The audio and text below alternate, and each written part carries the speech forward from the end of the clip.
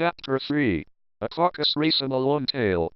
They were indeed a queer-looking party that assembled on the bank, the birds, with draggled feathers, the animals with their fur clinging close to them, and all dripping wet, cross, and uncomfortable.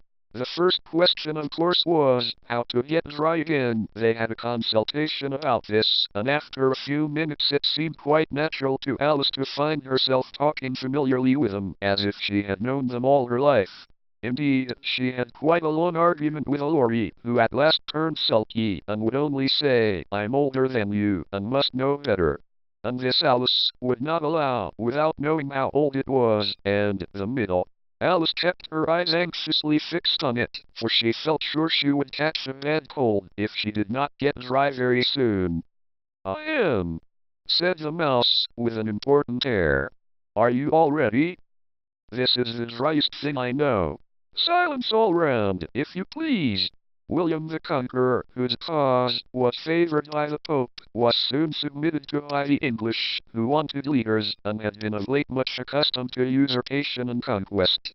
Edwin and Morcar, the Earls of Mercia and Northumbria. "Ugh," said Laurie, with a shiver. "I beg your pardon," said the mouse, frowning, but very politely. "Did you speak?" "Not I," said Laurie, hastily. "I thought you did," said the mouse. "I proceed. Edwin and Morcar, the Earls of Mercia and Northumbria, declared for him, and even Stigand, the patriotic Archbishop of Canterbury, found it advisable." "Found what?" said the duck. "Found it," the mouse replied rather crossly. "Of course you know what it means." "I know what it means well enough when I find a thing," said the duck. "It's generally a frog or a worm. The question is, what did the Archbishop find?" The mouse did not notice this question, but hurriedly went on. "Found it advisable to go with Edgar Atheling to meet William and offer him the crown. William's conduct at First Street was moderate, but the insolence of his Normans. How are you getting on now, my dear?" it continued, turning to Alice as it spoke. "As wet as ever," said Alice, in a melancholy tone. "It doesn't seem to dry me at all." "In that case," said the dodo solemnly, rising to its feet, "I move that the meeting adjourn for the immediate adoption of more energetic remedies." "Speak English," said the eaglet. "I don't know the meaning of half those long words, and, what's more, I don't believe you do either." And the eaglet bent down its head to hide a smile. Some of the other birds tittered audibly. "What I was going to say," said the dodo, in an offended tone, "was that the best thing to get us dry would be a caucus race." "What is a caucus race?" said Alice, not that she much wanted to know, but the dodo had paused as if it thought that somebody ought to speak, and no one else seemed inclined to say anything. "Why," said the dodo, "the best way to explain it is to do it. And, as you might like to try the thing yourself some winter day, I will tell you how the dodo managed it. First it marked out a race course in a sort of circle. The exact shape doesn't matter, it said, and then all the party were placed along the course, here and there. There was no 1, 2, 3, and away. But they began running when they liked, and left off when they liked, so that it was not easy to know when the race was over. However, when they had been running half an hour or so, and were quite dry again, the dodo suddenly called out, 'The race is over!' And they all crowded round it, panting, and asking, 'But who has won?' This question the dodo could not answer without a great deal of thought, and it stood, for a long time, with one finger pressed upon its forehead, the position in which you usually see Shakespeare in the pictures of him, while the rest waited in silence. At last the dodo said, 'Everybody has won,' and all in the whole party at once crowded round her, calling out, in a confused way, 'Prizes! Prizes!' Alice had no idea what to do, and in despair she put her hand in her pocket and pulled out a box of comfits. Luckily the salt water had not got into it, and handed them round as prizes.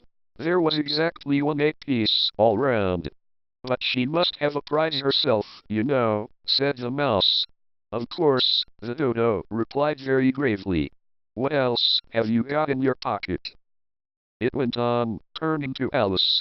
'Only a thimble,' said Alice sadly. Hand it over here, said the dodo. Then they all crowded round her once more while the dodo solemnly presented the thimble, saying, "We beg your acceptance of this elegant thimble," and, when it had finished this short speech, they all cheered. Alice thought the whole thing very absurd, but they all looked so grave that even the small ones choked and had to be patted on the back.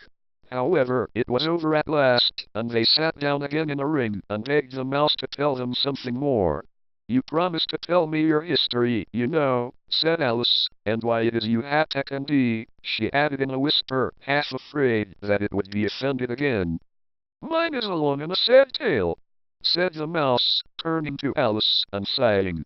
"It is a long tale, certainly," said Alice, looking down with wonder at the mouse's tail, "but why do you call it sad?"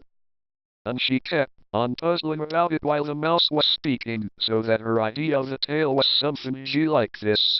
"You are not attending," said the mouse to Alice, severely. "What are you thinking of?" "I beg your pardon," said Alice very humbly, "you had got to the fifth end, I think." "I had not," cried the mouse, sharply and very angrily. "Not," said Alice, always ready to make herself useful, and looking anxiously about her. "Oh, do let me help to undo it." "I shall do nothing of the sort," said the mouse, getting up and walking away. "You insult me by talking such nonsense." "I didn't mean it," pleaded poor Alice. "But you're so easily offended, you know." The mouse only growled in reply. "Please come back and finish your story," Alice called after it.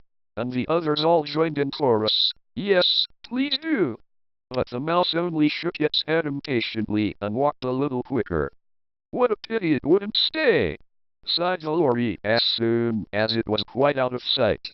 And an old crab took the opportunity of saying to her daughter, "Ah, my dear, let this be a lesson to you never to lose your temper." "Hold your tongue, Ma," said the young crab a little snappishly. "You're enough to try the patience of an oyster." "I wish I had our Dinah here, I know I do," said Alice aloud, addressing nobody in particular. "She'd soon fetch it back." "And who is Dinah, if I might venture to ask the question?" said the lorry. Alice replied eagerly, for she was always ready to talk about her pet. "Dinah's our cat. And she's such a capital one for catching mice, you can't think. And oh, I wish you could see her after the birds. Why, she'll eat a little bird as soon as look at it." This speech caused a remarkable sensation among the party. Some of the birds hurried off at once. One old magpie began wrapping itself up very carefully, remarking, "I really must be getting home, the night air doesn't suit my throat." And a canary called out in a trembling voice to its children, "Come away, my dears. It's high time you were all in bed." On various pretexts they all moved off, and Alice was soon left alone. "I wish I hadn't mentioned Dinah," she said to herself in a melancholy tone. "Nobody seems to like her down here, and I'm sure she's the best cat in the world. Oh, my dear Dinah, I wonder if I shall ever see you any more." And here poor Alice began to cry again, for she felt very lonely and low-spirited. In a little while, however, she again heard a little pattering of footsteps in the distance, and she looked up eagerly, half hoping that the mouse had changed his mind and was coming back to finish his story.